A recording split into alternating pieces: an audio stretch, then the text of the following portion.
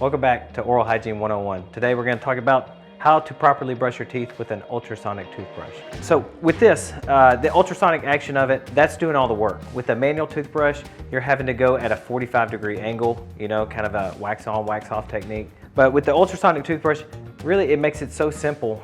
You aim it towards the gum line area, and you're just going to be turning it.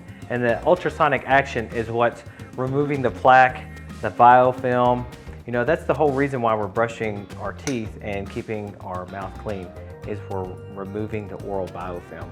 And that's soft deposits. So with your ultrasonic toothbrushes or your spin brushes, you want to ensure that you're using a soft bristle.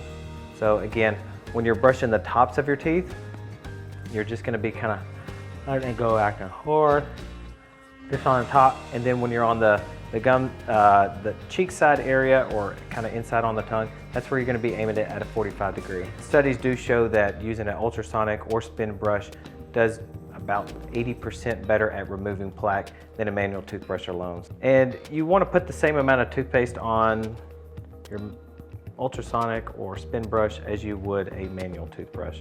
Not a whole lot, a pea-sized amount. That's just it for Oral Hygiene 101.